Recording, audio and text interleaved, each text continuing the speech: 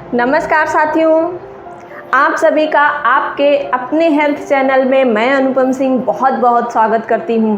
साथियों, आप सभी स्वस्थ होंगे और खुश होंगे, ऐसी मैं कामना करती हूँ। आज इस वीडियो में मैं आप सभी से एक ऐसे टॉपिक पे बात करूँगी जो सभी अपनी लाइफ में तो फॉलो कर रहे हैं, लेकिन उसके फ़ायदे क्या हैं ये भी सभी जान रहे हैं, लेकिन वो काम कैसे करता है हमारे शरीर पे, उसके फ़ायदे होते कैसे हैं हमारे शरीर पे, उसके करने से हमारे शरीर को वो सब प्राप्त हो जाता है जो कि एक हेल्दी लाइफ के लिए ज़रूरी होता है। तो आज हम बात करेंगे प्राणायाम के बारे में कि प्राणायाम क्या है और वो हमारे शरीर पे काम कैसे करता है, जो हमारे शरीर के लिए इतना महत्वपूर्ण है और इतना लाभदायक है।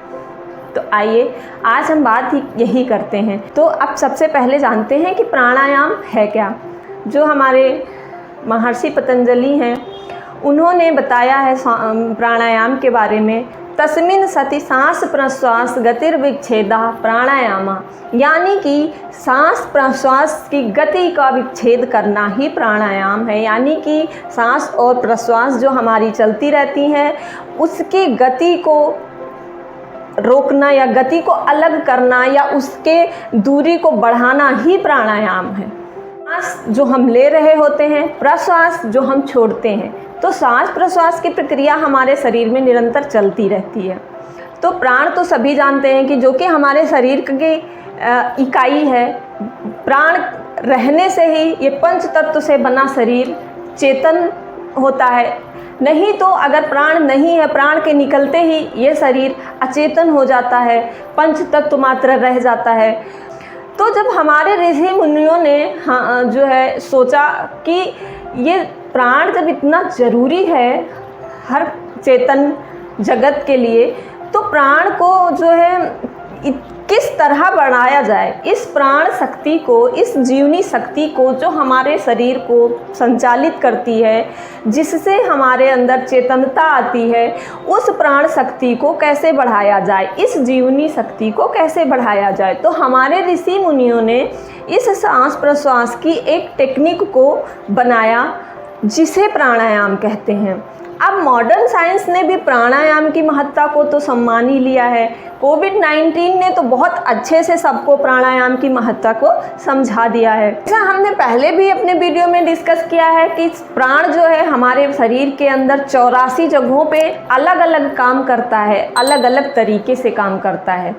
तो प्राण के बिना तो हमारे जीवन का कोई अर्थ ही नहीं है। तो इस प्राण की महत्ता को समझने से पहले हम ये समझ लेते हैं कि ये प्राणायाम जो है, जब हम इसका अभ्यास करने चलें तो उससे पहले इन सभी चीज़ों को जानना मेरे पॉइंट ऑफ व्यू से बहुत ज़रूरी है। प्राणायाम हमारे शरीर पे काम कैसे करता है उसको जानने से पहले हमें ये जान लेना होगा कि हमारा शरीर किन चीज़ों से बना है, किस तरह हमारा ये शरीर है, पहले उसे जान लेते हैं। हम कई वीडियो में अपने बात कर चुके हैं कि प्राणायाम हमारे स्थूल शरीर के साथ साथ सूक्ष्म शरीर पे काम करता है। तो सबसे पहले स्थूल शरीर और सूक्ष्म शरीर क्या है यही जान लेते हैं। तो स्थूल शरीर वो है जो शरीर हमारी पंच तत्वों से बना है और जो हमें दिखाई देता है, ये बाहरी शरीर, इसे स्थूल शरीर कहते हैं। हमारा जो मन है, चित्त है, हमारा बुद्धि है, विवेक है हमारा, ये सब आता है हमारे सूक्ष्म शरीर के अंतर्गत। अब हमारा शरीर जो है 5 कोषों से मिलकर बना है। अब जिसे पंचकोश कहा गया है, इन 5 कोषों को जानना बहुत ज़रूरी है प्राणायाम के अभ्यास से पहले। अगर आप इसे जान लेंगे तो आपके लिए प्राणायाम की उपयोगिता और बढ़ जाएगी। तो ये पंचकोश क्या हैं? हमारा शरीर 5 कोषों से मिलकर बना है, जिसमें सब नंबर 1 अन्नमय कोश है, नंबर 2 प्राणमय कोश है, नंबर 3 मनोमय कोश है, नंबर 4 विज्ञानमय कोश है और नंबर 5 आनंदमय कोश है। अब जो ये अन्नमय कोश है ये हमारी बाह्य शरीर, ये जो हमारा शरीर है इसको अन्नमय कोश के अंतर्गत रखा गया है। प्राणमय कोश के अंतर्गत हमारा प्राण माना जाता है। मन हमारे मनोमन शरीर के अंतर्गत आता है। बुद्धि और विवेक जो है हमारे विज्ञानमय कोश के अंतर्गत आता है। और जब हम अनंत सुख की प्राप्ति कर लेते हैं तो वो आनंदमय कोष के अंतर्गत आता है। अब प्राणायाम इन पांचों कोषों पे, शरीर के पांचों कोषों पे कैसे काम करता है। जो हमारा प्राणमय कोष है ये अन्नमय कोष और मनोमय कोष के बीच की कड़ी है। ऐसे तो ये पांचों कोष आपस में बहुत गहराई से जुड़े हुए हैं, लेकिन इसमें जो सबसे बलवान कोष होता है वो है, आप बताइए हमारे अंदर सबसे बलवान क्या चीज़ है। सभी को पता है कि वो मन है। मन ही ऐसा है जो हमसे कुछ भी करवा लेता है ना, सबसे बलवान। तो इसी तरह मनोमय कोष हमारा सबसे बलवान माना जाता है। जब हमारा मन कमज़ोर होता है, या किसी व्यक्ति को ले लीजिए कि जब उसका मनोबल कमज़ोर हो जाता है तो उसका इफ़ेक्ट उसके शरीर पे भी पड़ता है, उसका इफ़ेक्ट उसके प्राणों पे भी पड़ता है। और उस मनोमय कोष को कैसे मजबूत किया जा सकता है? सिर्फ और सिर्फ प्राणायाम से। जब आपका प्राणमय कोष मजबूत होगा तो आपका मनोमय कोष आपके कंट्रोल में हो जाएगा। समझ रहे हैं कैसे?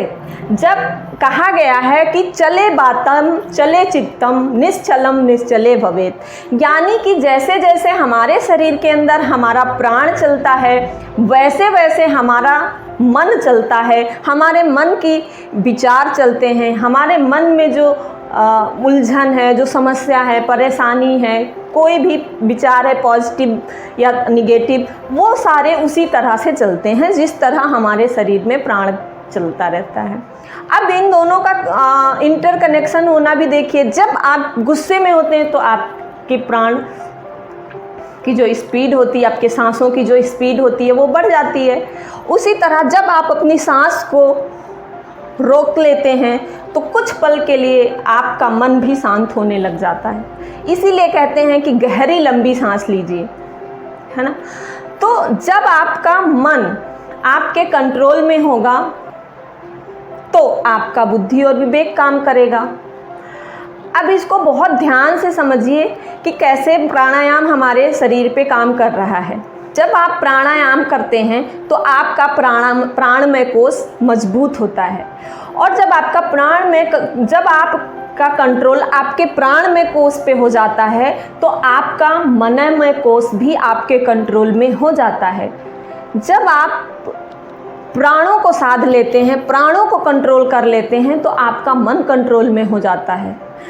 क्योंकि मन को कंट्रोल करने का एक ही साधन है, वो है प्राणायाम। मन को सिर्फ और सिर्फ प्राणायाम के द्वारा कंट्रोल किया जा सकता है। मन के विचारों को, मन के चंचलताओं को, जितने भी थॉट्स हैं मन के अंदर चलते रहते हैं हमारे दिमाग में, वो सिर्फ और सिर्फ प्राणायाम ही कंट्रोल कर पाता है। तो सबसे पहले हमें अपने प्राणमय कोष को मजबूत करना होगा, वो प्राणायाम के द्वारा करेंगे। और जब हमारा प्राणमय कोष प्राणायाम के द्वारा मजबूत हो जाएगा तो उससे हमारा मन पे कंट्रोल हो जाएगा, और हमारा मनोमय कोष जब मजबूत हो जाएगा तो फिर हमारा बुद्धि और विवेक काम करने लग जाएगा। हम किसी भी काम को बुद्धि और विवेक से करने लग जाएंगे तो हमारा विज्ञानमय कोष बलवान होने लग जाएगा, मजबूत होने लग जाएगा। तो जब हम बुद्धि और विवेक से कोई काम करेंगे हर वक्त तो हमें हर चीज़ में सफलता प्राप्त होने लगेगी, और जब हम हर चीज़ में सफल होने लगेंगे हमें हर चीज़ वैसे ही प्राप्त होने लगेगी जैसे हम लोग चाहते हैं। तो जेन्युइन सी बात है कि आप खुश रहने लग जाएंगे, यानी कि आपका आनंदमय कोष भी मजबूत होने लग जाएगा। हम इसको आध्यात्मिकता की दृष्टि से नहीं बात कर रहे हैं, हम इसको बस आपकी अपनी जनरल लाइफ की तरह, आपकी जो भौतिक जगत है उसके एस्पेक्ट में बात कर रहे हैं, इन पांचों कोषों की। तो जब आप बुद्धि और विवेक से काम करेंगे तो आपको सफलता जरूर मिलेगी। सफलता मिलने से आपको खुशी मिलेगी, और जब आप खुश होंगे तो संपूर्ण जगत आपके लिए खुशहाल रहेगा। इस तरह जब आप खुश रहेंगे तो आपका अन्नमय शरीर भी स्वस्थ रहेगा। तो एक साइकिल बन के ऐसे चलती रहती है। अन्नमय कोष को ठीक रखने के लिए आपका प्राणमय कोष स्वस्थ होना जरूरी है, बलवान होना जरूरी है। प्राणमय कोष बलवान रहेगा तो आपका मनोमय कोष बलवान रहेगा, और जब मनोमय कोष आपका बलवान रहेगा, शक्तिशाली रहेगा, तो आपका विज्ञानमय कोष भी शक्तिशाली रहेगा। और जब विज्ञानमय कोष आपका शक्तिशाली रहेगा तो आपका आनंदमय कोष भी सुदृढ़ रहेगा। आपको हर तरफ खुशी प्राप्त होगी, सफलता प्राप्त होगी, जिससे आप हमेशा खुश रहेंगे। तो इस तरह हमारे शरीर के अंदर ये जो 5 कोषों से बना हमारा शरीर है, इस 5 कोषों में प्राणायाम इस तरह अपना प्रभाव डालता है और 5 कोष एक दूसरे से जुड़े हुए हैं और एक दूसरे को प्रभावित करते हुए आगे बढ़ते रहते हैं और हमारी ज़िंदगी का ये चक्र चलता रहता है।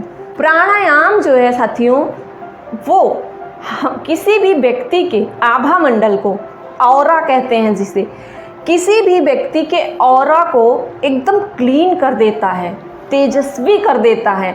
उसके अंदर जो भी निगेटिविटी होती है, जो भी निगेटिव थॉट्स होते हैं, वो धीरे धीरे प्राणायाम से खत्म हो जाते हैं।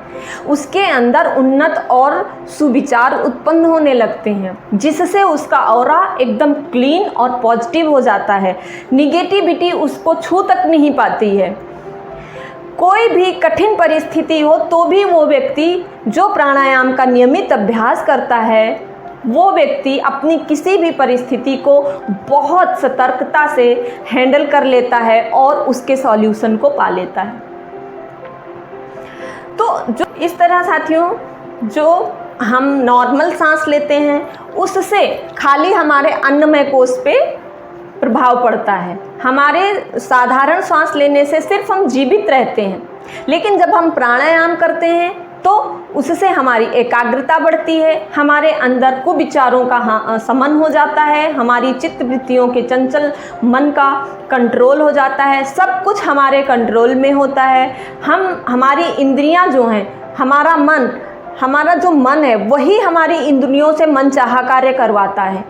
तो जब हमारा मन हमारे कंट्रोल में होगा तो हमारी इंद्रियों से वो मनचाहा काम नहीं करवा पाएगा। तो जब हमारी इंद्रियां, हमारा मन, हमारा प्राण सभी हमारे कंट्रोल में होते हैं, तो हमें मनचाही सफलता अपने जीवन में प्राप्त हो जाती है।